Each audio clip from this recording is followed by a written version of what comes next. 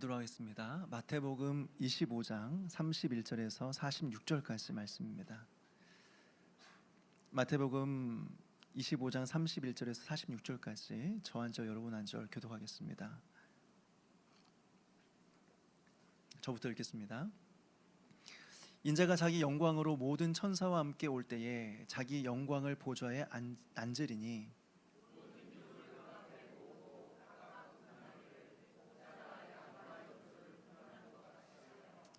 양은 그 오른편에 염소는 왼편에 두리라.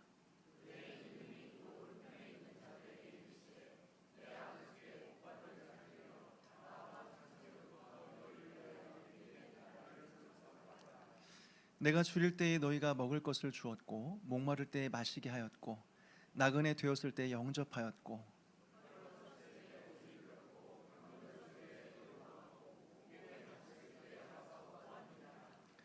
이에 의인들이 대답하여 이르되 주여 우리가 어느 때에 주께서 줄이신 것을 보고 음식을 대접하였으며 목마르신 것을 보고 마시게 하였나이까.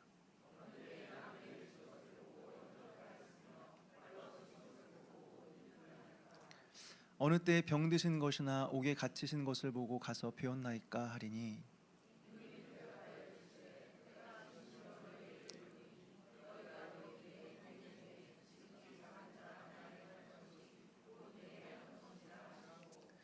또 왼편에 있는 자들에게 이르시되 저주를 받은 자들아 나를 떠나 마귀와 그 사자들을 위하여 예비된 영원한 불에 들어가라.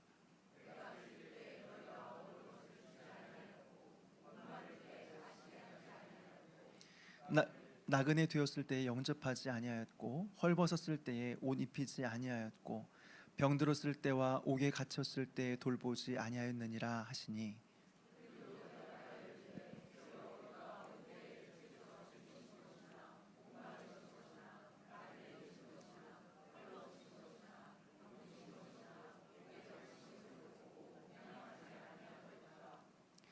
이에 임금이 대답하여 이르시되 내가 진실로 너에게 이르노니 지극히 작은 자 하나에게 하지 아니한 것이 곧 내게 하지 아니한 것이니라 하시니리.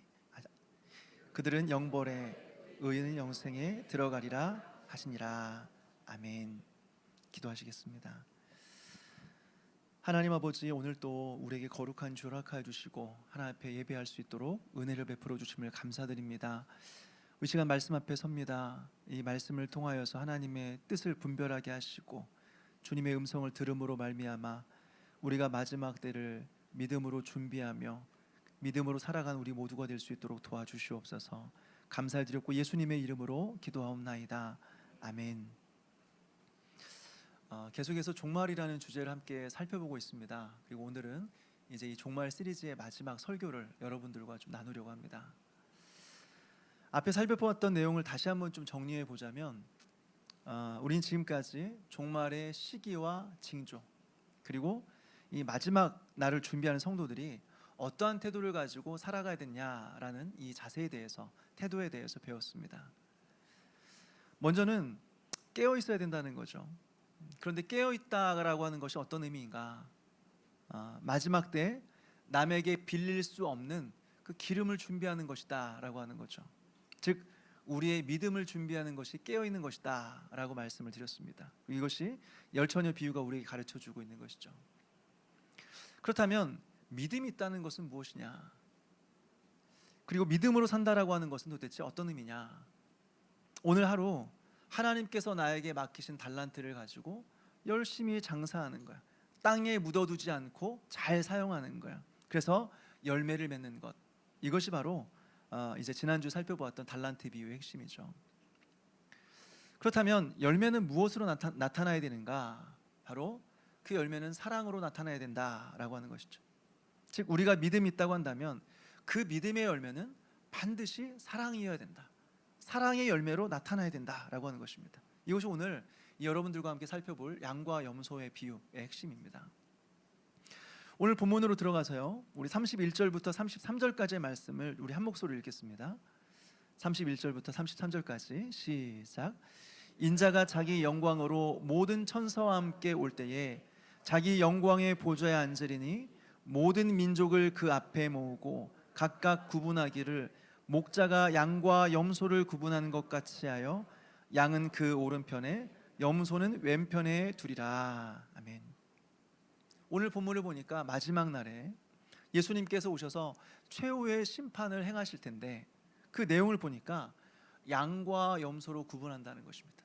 양과 염소로 구분한다. 이것이 바로 마지막 때 이루어질 일이다라고 하는 거죠. 이 내용을 자세히 이해하기 위해서는 그 당시 배경을 우리가 알 필요가 있는데요. 그 당시 이스라엘에서 낮에는요, 들판에서 양과 염소가 함께 무리를 지어서 풀을 뜯습니다. 왜 양과 염소가 같이 있느냐? 이스라엘 지역 자체가 양과 염소를 따로 목양할 수 있을 정도로 넓은 지역이 아닙니다. 충분한 목초지가 있지 않습니다. 그러니까 같은 곳에서 이제 목양을 하는 거죠. 무엇보다 양의 특징이 있는데 양의 특징은 서로 모여요. 계속 뭉쳐요. 근데 양이 털이 많은데 열이 많은데 계속 모이면 문제가 생기니까 흩어야 되는 거죠. 근데 이 염소의 특징은 뭐냐? 염소는 모이지 않습니다. 계속해서 흩어지면서 막 들이받고 다녀요.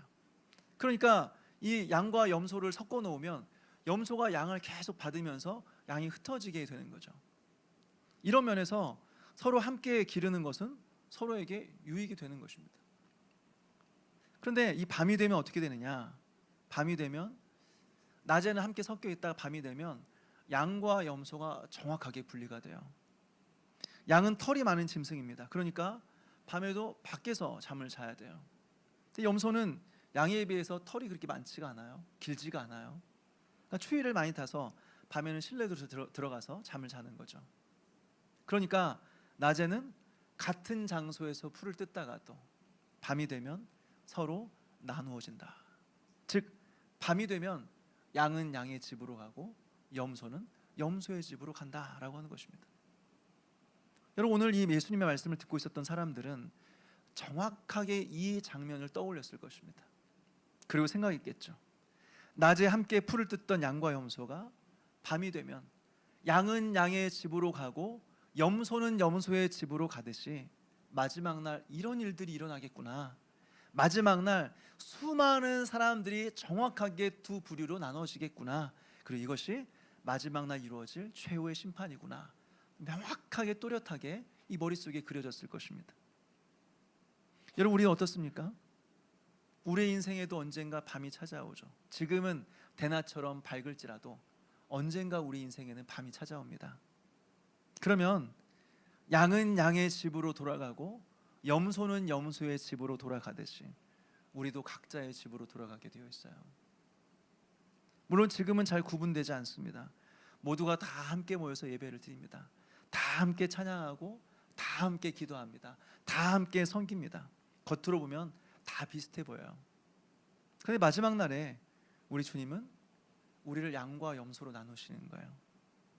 양은 오른편에 염소는 왼편으로 나누시는 거예요. 중간은 없어요. 중간은 하나도 없어요. 정확하게 나누시는 것입니다. 이것이 이 세상 마지막 날에 이루어질 일이다 라고 하는 거죠. 그런데 예수님께서 이렇게 마지막 날 양과 염소로 나누는데 그 나누는 기준이 도대체 뭐냐라고 하는 것입니다.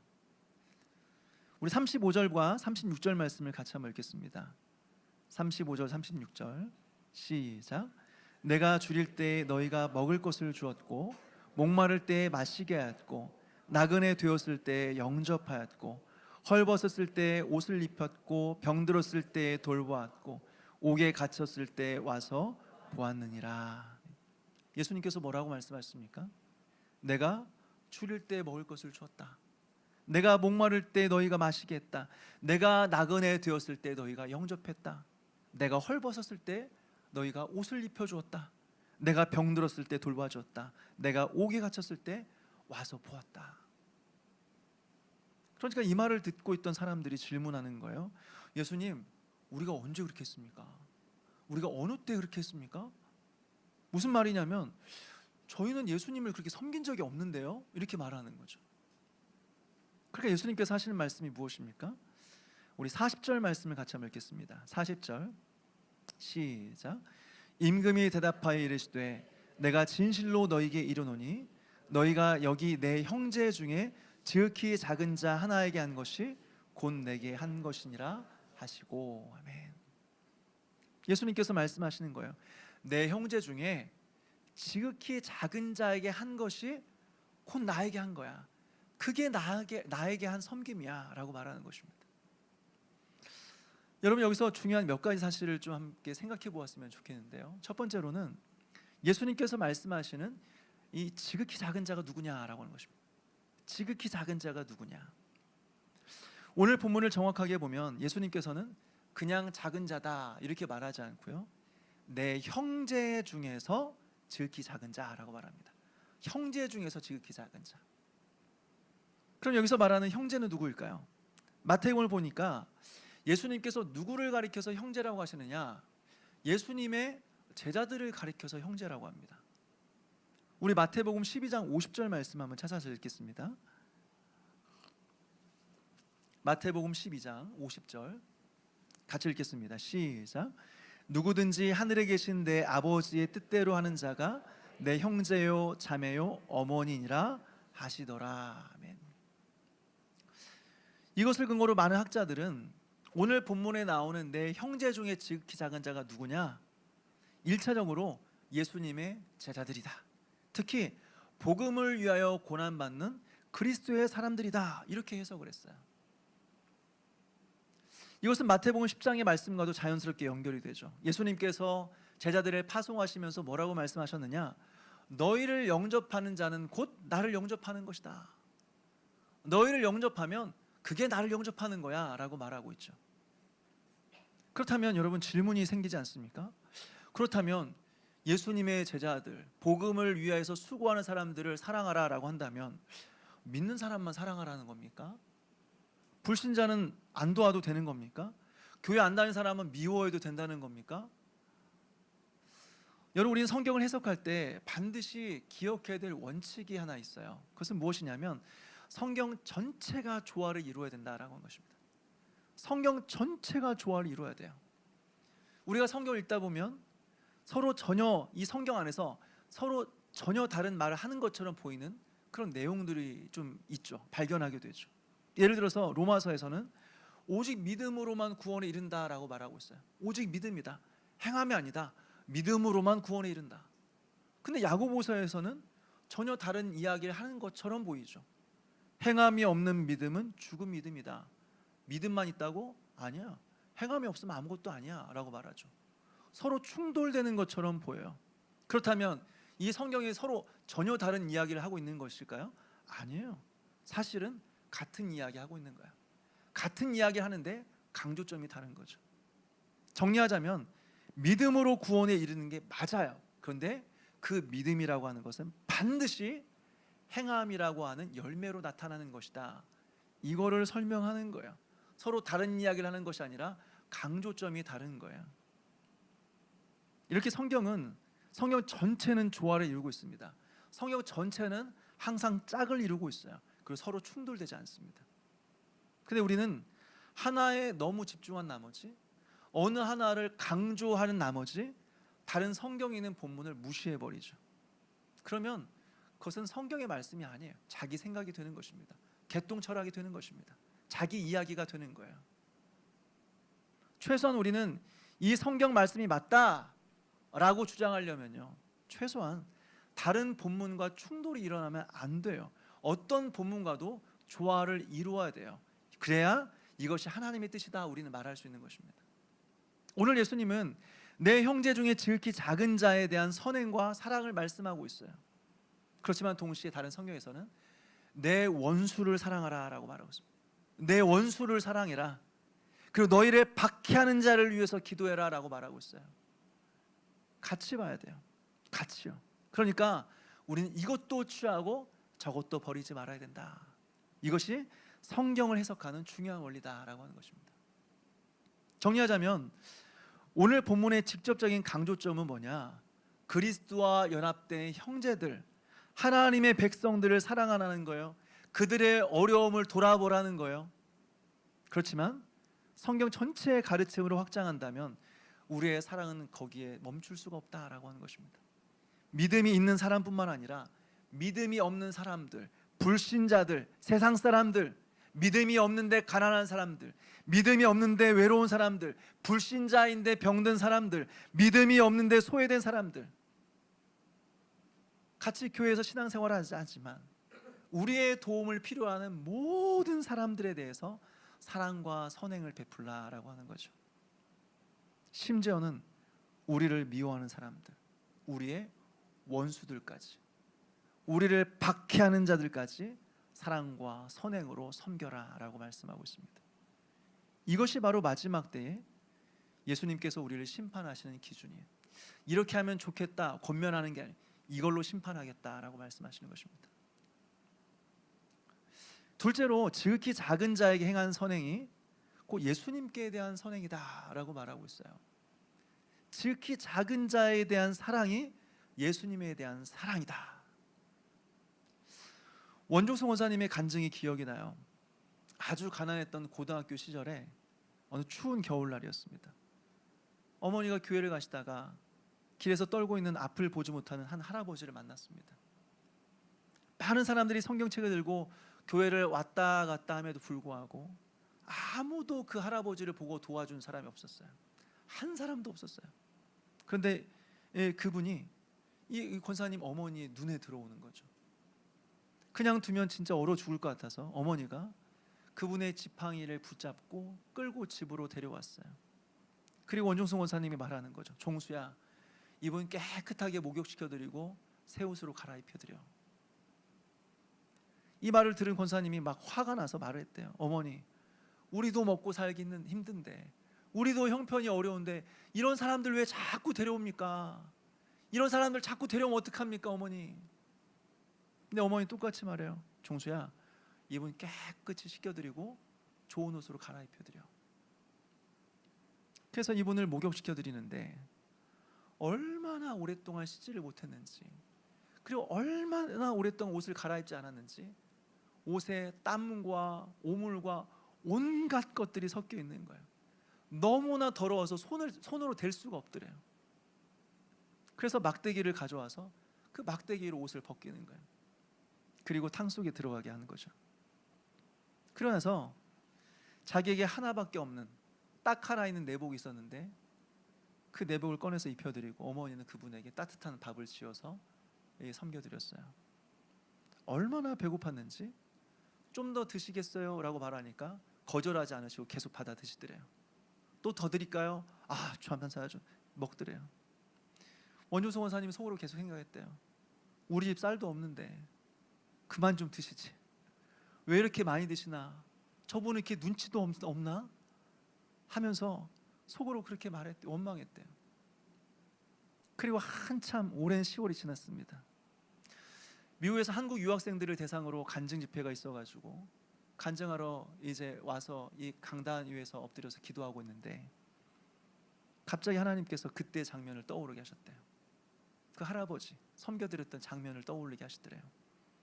그리고 말씀하셨다는 거죠. 종수야, 그때 그 사람이 바로 나였다. 그때 그 사람이 나였다. 그렇게 섬겨줘서 너무 고맙다. 그 원종성 원사님이 그렇게 말씀하셨대요. 예수님, 진작 좀 말씀하시지. 제가 그때 예수님 줄 알았으면 더 잘 섬겨드렸을 텐데. 옷 벗길 때도 막대기로 안 하고 손으로 다 해서 깨끗이 씻겨드렸을 때 진작 좀 말씀하시지 예수님. 여러분, 이렇게 우리 예수님은 지극히 작은 자에게 한 이 섬김을 자신에 대한 섬김으로 간주하시는 것입니다. 그럼 이것이 바로 지극히 작은 자에 대한 섬김의 의미다라고 하는 거죠. 근데 여러분, 여기서 이 말씀 우리가 오해하지 않았으면 좋겠습니다. 이 말씀은 가난한 사람들이 곧 예수님이다 이런 의미는 아니죠. 예수님께서 가끔씩 가난한 사람으로 변장해서 위장해서 우리에게 찾아오신다 이런 의미도 아닌 것입니다. 오늘 예수님의 말씀의 핵심은 지극히 작은 자에게 한 섬김을 곧 나에 대한 섬김으로 그렇게 여기겠다라고 하는 것입니다. 이러한 개념은 사도행전 9장에서도 나타나죠. 사도행전 9장을 보니까 바울이 예수 믿는 사람들을 잡아 죽이려고 다메섹으로 가요. 그런데 그 길목에서 부활하신 예수님을 만납니다. 예수님께서 말씀하세요. 사울아 사울아, 내가 어찌하여 나를 박해하느냐? 주여 누십니까? 나는 네가 박해하는 예수다. 여러분, 바울이 예수님을 박해했습니까? 아니에요. 바울은 예수님을 만나본 적이 없어요. 길에서도 마주친 적이 없어요. 그런데 어떻게 예수님을 박해할 수 있겠습니까? 그래도 불구하고 예수님께서 바울을 향하여서 어찌하여 나를 박해하느냐라고 질문했던 것은 예수님께서 실제로 직접 박해를 받으셨다는 말이 아니라 당신의 백성들을 향한 박해를 곧 나를 향한 박해로 여기셨다라고 하는 것입니다. 즉 예수님과 그들을 동일시하셨다라고 하는 것입니다. 여러분, 우리는 어떻습니까? 지극히 작은 자, 아무도 관심을 갖지 않는 사람들, 내가 도와주어도 나에게 아무것도 돌아올 것 없는 사람들, 이런 사람들에 대해서 우리는 어떻게 섬기고 돌아보고 있습니까? 여기 있는 모든 사람들은 만약 오늘 예수님께서 우리의 집에 찾아오신다고 한다면 아마 정성껏 예수님을 섬겨드리고 대접해드리겠죠. 예수님 어서 들어오십시오. 예수님 이 가장 좋은 자리에 앉으십시오 말하겠죠. 그리고 냉장고 문을 열어서 가장 좋은 음식을 꺼내드리겠죠. 평소에 아까워서 먹지도 못한 음식 다 꺼내드리면서 예수님 뭐 드시고 싶으세요? 뭐 좋아하세요? 다 드세요. 우린 정성껏 섬길 것입니다. 근데 여러분, 우리 주변에 있는 지극히 작은 자들에게도 이렇게 섬기고 있습니까? 여러분, 우리 주변을 한번 돌아보았으면 좋겠습니다. 내 주변에 지극히 작은 자는 누굽니까? 아무도 알아주지 않는 사람은 누굽니까? 아무도 먼저 말 걸어주지 않는 사람은 누굽니까? 도움이 필요하지만 표현하지 못한 사람은 누굽니까? 아파서 힘들어하는 사람은 누굽니까? 경제적으로 어려움 겪고 있는 사람은 누굽니까? 혼자 외롭게 신앙생활하고 있는 사람은 누굽니까?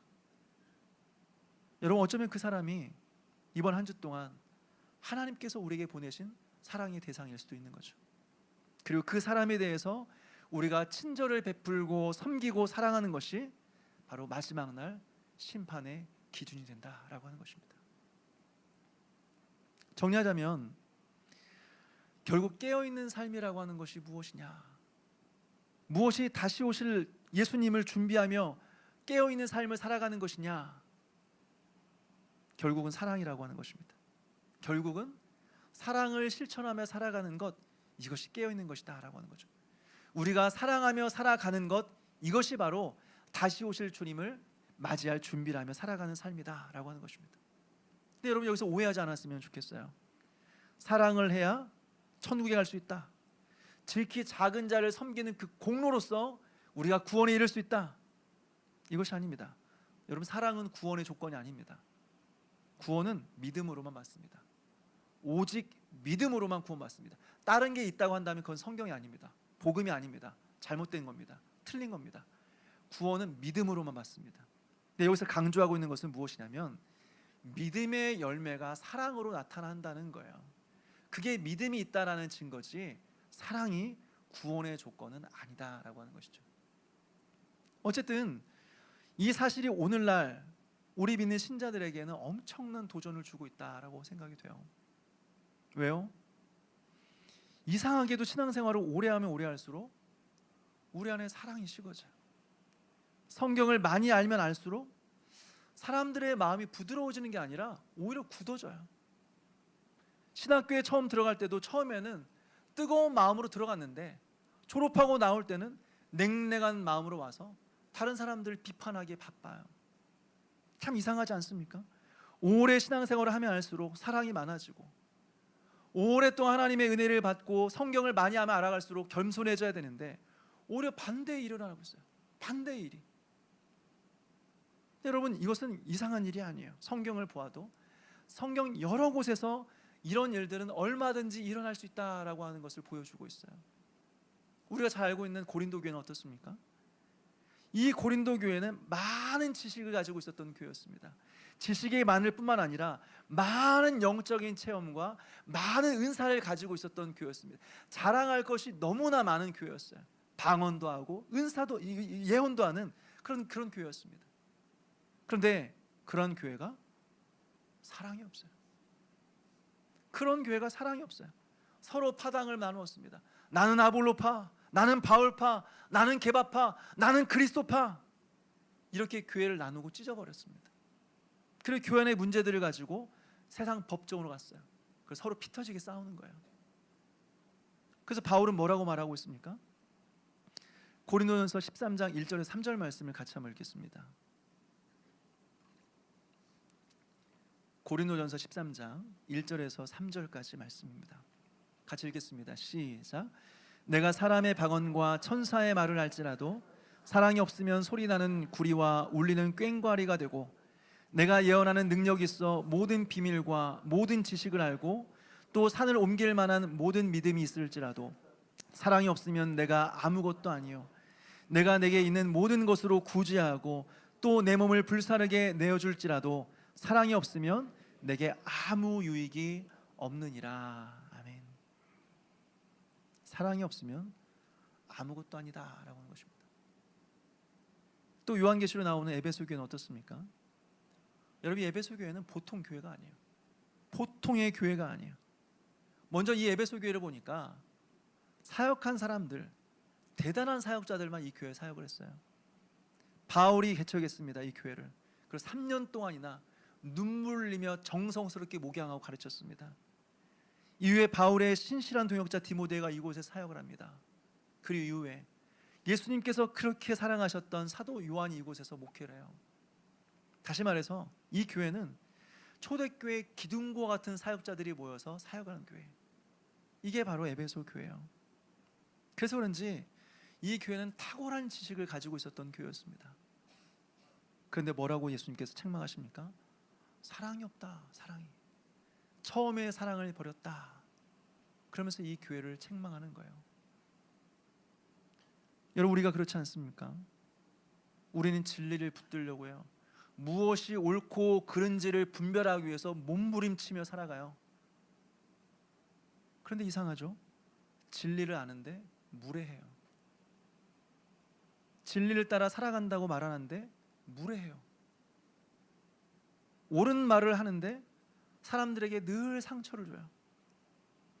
하나님의 말씀을 따라 산다고 하는데 정작 중요한 사랑은 없어요. 가정에서 그렇지 않습니까? 부모가 자녀를 사랑하죠. 사랑하지 않는 부모가 어디 있습니까? 당연히 사랑하죠. 그래서 자녀들을 올바른 길로 인도하고 싶어요. 이렇게 살아야 된다. 이 길로 가야 된다. 이것이 너에게 좋은 것이다. 처음엔 사랑으로 하죠. 그런 자녀가 따라주지 않아요. 내 말대로 따르지 않습니다. 기대했던 모습대로 살아가지 않아요. 그러니까 어느 순간 그 자녀를 향한 사랑이 미움으로 바뀌어요. 관계가 다 깨어져 버리는 것입니다. 사랑하는 마음으로 시작했는데 결국에는 관계가 깨어지고 서로 원망하고 미워하며 살아가는 거죠. 교회에서도 똑같은 일이 일어나요. 교회를 사랑해요. 누구보다 교회를 열심히 섬겨요. 근데 어느 순간 나와 생각이 다른 사람이 나타나요. 내 의견에 동의하지 않아요. 내가 옳다고 생각하는 방향으로 지지해주지 않아요. 그럼 어떻습니까? 사람들을 나눕니다. 편 가르기 시작합니다. 네 편, 내 편 나누기 시작하는 거예요. 그러면서 저 사람은 우리 편이 아니야. 저 사람은 우리 편이야. 더 나아가서 그 사람들의 신앙까지 판단합니다. 저 사람은 믿음이 없어. 우리 반대편인 사람들 신앙이 제대로 박혀 있지가 않아. 그렇다면 우리가 살아가는 세상은 어떻습니까? 지금 우리가 살아가는 이 세상과 사회를 보게 되면 미움과 분노와 증오로 가득 차 있어요. 서로 헐뜯고 미워하고 비판하기 바빠요. 여러분, 원래 사람들은 생각이 다를 수 있습니다. 모두가 다 똑같은 생각을 가지고 살아갈 수 없습니다. 정치적인 입장도 다를 수 있고 사회를 바라보는 관점도 다를 수 있습니다. 근데 오늘날에는 다르다는 것을 뛰어넘어서 틀렸다고 해요. 틀렸다고만 말하면 참 좋아요. 틀렸다는 말을 뛰어넘어서 저 사람들 악하다라고 말해요. 그러면 상대방의 생각을 비판하는 것이 아니라 그것을 뛰어넘어서 존재 자체를 악마화해요. 심지어 어떤 목사가 설교하는데 자신의 입장에 서지 않으면 지옥 갑니다. 내가 생각하는 방향으로 따라오지 않으면 지옥 갑니다. 내가 이 세상을 바라보는 관점대로 동의하지 않으면 여러분 지옥 갑니다 라고 설교하더라고요. 정말 위험하다고 생각되는 것은 세상을 너무나 쉽게 두 개로 나눠버려요. 우리 편과 상대편, 선한 편과 악한 편, 정의로운 편과 불의한 편을 쉽게 자기 기준으로 나눠버려요. 그리고는 나는 언제나 선한 편에 있다고 생각을 하죠. 그리고 말합니다. 우리는 항상 옳아. 저 사람들은 항상 틀렸어. 나는 전부 다 맞아. 저 사람은 전부 다 틀려. 근데 여러분, 우리가 이러한 진영 논리에 빠지게 되면 굉장히 이상한 말도 안 되는 일들이 일어나기 시작합니다. 상대방 진영이 거짓말해요. 분노합니다. 어떻게 저렇게 거짓말할 수 있어? 근데 우리 편이 거짓말합니다. 그러면 설명이 많아지기 시작해요. 그런 사정이 있어. 그런 이유가 있어. 전체적인 맥락을 봐야지. 상대방은 똑같이 거짓말했잖아. 상대방 편에서 부패가 일어나면 말합니다. 봐, 저 사람들은 원래 저런 사람들이야. 나쁜 사람들이야. 질이 나쁜 사람들이야. 자기 편에 똑같은 부패가 일어납니다. 일부 사람들이 실수한 거지. 그걸 전체라고 말할 수 없어. 그러면서 자기가 옳다는 것을 입증하기 위해서 온갖 근거 없는 루머들과 거짓말들을 말하고 나중에는 아니면 말고, 아니야? 아니면 말고. 심지어는 이렇게 말해요. 저 사람은 기독교이니까 무조건 편 들어줘야 돼. 우리가 기독교이니까 무슨 잘못을 해도 우리는 그 사람 편 들어줘야 돼. 물론 우리가 어떻게 모든 속내를 다 알 수 있겠습니까? 다 모르죠. 제가 한 가지 분명히 말할 수 있는 게 있어요. 폭력과 증오와 미움은 아무리 좋은 명분을 가지고 있어도 그것은 잘못된 것입니다. 아무리 옳은 것이라고 할지라도 방법이 잘못되면 그건 잘못된 것입니다. 미움과 증오와 혐오는 하나님의 방법이 아니에요. 그것은 복음이 아닙니다. 그런 방식으로 이끄는 사람들 따라가지 마십시오. 잘못된 겁니다. 하나님은 원수까지 사랑하라고 하셨어요. 원수까지도. 나를 핍박하는 자들을 위해서 기도하라고 했어요. 실제로 예수님이 십자가 위에서 자신을 십자가에 못 박는 사람들을 향하여서 하나님 저들을 용서해 주십시오. 모르고 하는 겁니다. 용서해 주십시오. 그렇다면 어떻게 해야 될까요? 옳고 그름을 포기하라는 것입니까? 진리와 적당히 타협하면서 좋게 살아가라는 것입니까? 아니에요. 그리스도인들은 진리에 대해서 타협하지 않는 사람들입니다. 불의에 대해서 침묵하지 않는 사람들이 그리스도인들입니다. 그럼에도 불구하고 우린 이러한 상황에서 어떻게 사랑의 열매를 맺으며 살아갈 수 있는 것인가? 즉 진리와 타협하지 않으면서도 어떻게 나와 다른 사람들, 나와 다른 입장에 서 있는 사람들을 사랑하며 살 수 있는 것인가? 미로슬라브 볼프라는 사람이 배제와 포용이라는 책을 썼습니다. 한 10년 전에 이 책을 읽게 되었는데요. 이 책의 배경은 1990년대 유고슬라비아 내전입니다. 그 나라 안에 여러 민족들이 함께 섞여 살고 있었어요. 그런데 그 민족들 안에서 종교적이고 문화적인 차이로 갈등이 일어나기 시작했어요. 같은 민족끼리 서로 배제하고 그 결과 집단 학살, 인종 청소, 강제 추방이 일어났습니다. 엄청나게 많은 사람들이 죽었어요. 이것을 지켜보면서 이 책의 저자는 질문하고 있어요. 나와 내 가족과 내 민족에게 끔찍한 일을 벌인 저 사람들, 저 원수들, 내가 그리스도인으로서 어떻게 돼야 됩니까? 정의를 포기하지 않으면서도 내가 어떻게 저 원수들을 사랑할 수 있습니까? 라는 질문. 이 질문에 대한 답이 바로 배제와 포용이라는 책이에요. 그리고 결국 이 저자는 십자가에서 답을 찾습니다. 여러분 십자가를 한번 생각해 보십시오. 하나님께서 우리의 죄를 그냥 덮어버리셨습니까? 괜찮아, 죄 아무것도 아니야, 그렇게 말씀하셨습니까? 아니에요.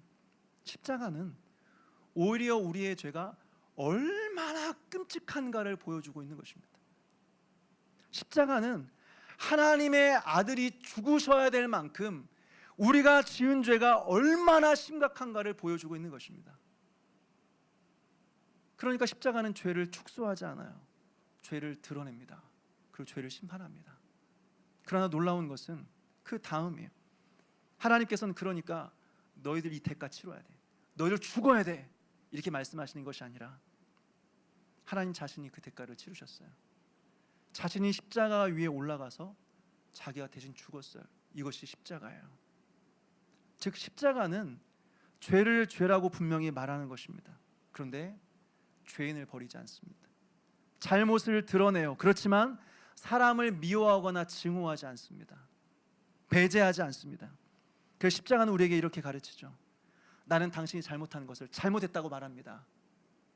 그렇지만 당신을 미워하거나 증오하거나 배제시키지 않겠습니다.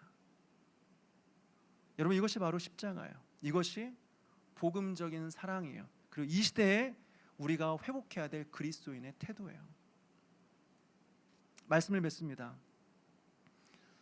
여러분, 지금까지 우리는 종말을 준비하는 삶이 무엇인가를 살펴보았습니다. 그것은 깨어있다는 거죠. 근데 깨어있다는 것이 무엇이냐? 우리의 믿음을 준비하는 것입니다. 그리고 하나님께서 맡기신 것을 충성스럽게 감당하며 살아가는 것입니다. 그리고 오늘 말씀을 통해서 보듯이 그 믿음과 충성은 결국에는 사랑이라는 열매로 맺어지는 것이다. 우리가 서로 사랑하면서 살아갈 때 우리가 깨어있는 것이다 라고 하는 것이죠. 특별히 누구를 사랑해야 됩니까? 지극히 작은 자들, 지극히 작은 자들, 아무도 알아주지 않는 사람들, 도움이 필요한 사람들, 가난하고 외롭고 병들고 소외된 사람들. 우리 주님 말씀하십니다.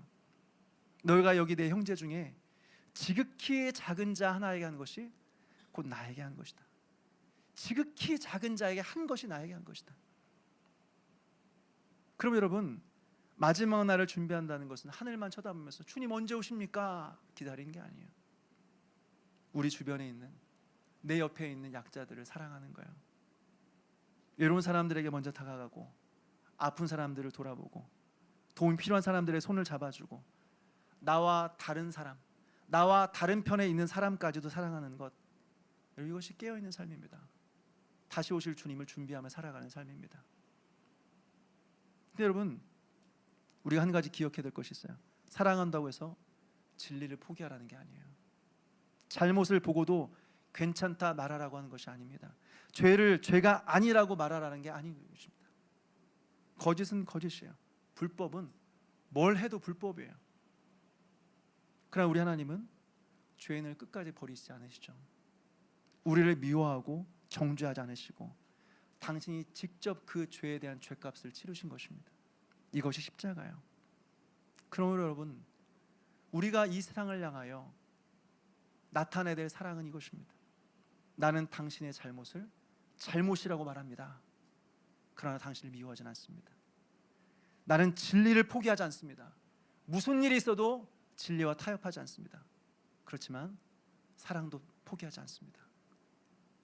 여러분, 이것이 바로 마지막 날을 준비하는 사람들의 모습이에요.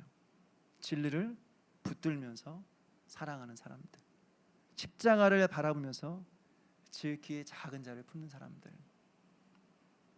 여러분, 우리 주님 다시 오시는 그날까지 이러한 믿음과 사랑으로 우리 주변에 있는 연약한 자들을 돌보며 살아가는 저 여러분 되시기를 주님의 이름으로 축원합니다.